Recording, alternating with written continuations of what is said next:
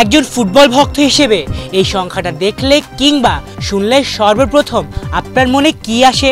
আপনার মনে যাই আসুক না কেন, ব্রাজিলিয়ান ফুটবলার কিংবা তাদের বেশিরভাগ ভক্ত সমর্থকদের কিন্তু এই ৭ সংখ্যাটি শুনলে ২০১৪ বিশ্বকাপ সেমিফাইনালে জার্মানির বিপক্ষে সেই দুঃসহ স্মৃতির কথাই মনে পড়ে। সেদিন নিজেদের মাটিতেই জার্মানদের কাছে ৭-১ গোলের লজ্জার পরাজয় বরণ করেছিল সেলেসাওরা। সেই থেকেই শুরু। এরপর ৭ সংখ্যা দেখলেই হাস্যরসে মেতে ওঠেন আর্জেন্টাইন ভক্তরাও। তবে সেই ৭ যেন পিছুই ছাড়ছে না ব্রাজিলের, কারণ চলতি মাসের ৭ তারিখ সকাল ৭টা বাজে চলমান কোপা আমেরিকার কোয়ার্টার ফাইনালে উরুগুয়ের মুখোমুখি হবে দলটি। এমনকি এই ম্যাচে খেলতে পারবেন না ব্রাজিলের ৭ নম্বর জার্সি পরিহিত ফুটবলার ভিনিসিয়াস জুনিয়র। আর এ নিয়েই সামাজিক যোগাযোগ মাধ্যমে চলছে পোস্টার, কমেন্টের ছড়াছড়ি।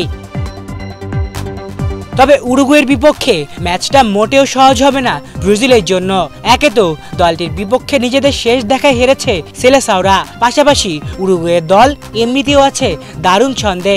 এরই মধ্যে মরার উপর ঘাড়ার ঘা হিসেবে তাদের জন্য উপনীত হয়েছে সেই ম্যাচে নিজেদের সেরা তারকা ভিনিসিয়াস জুনিয়রকে না পাওয়া। মূলত কোপা আমেরিকার গ্রুপ পর্বের শেষ ম্যাচে বুধবার কলম্বিয়ার বিপক্ষে ১-১ গোলে ড্র করেছিল ব্রাজিল। যদিও সেই ড্র কোয়ার্টার ফাইনালে যাওয়ার পথে কোনো বাধাই হয়নি তাদের জন্য।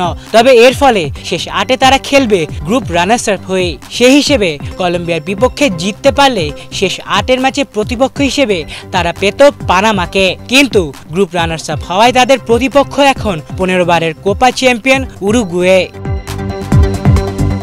আলিফ চৌধুরী, বাংলা ভিশন।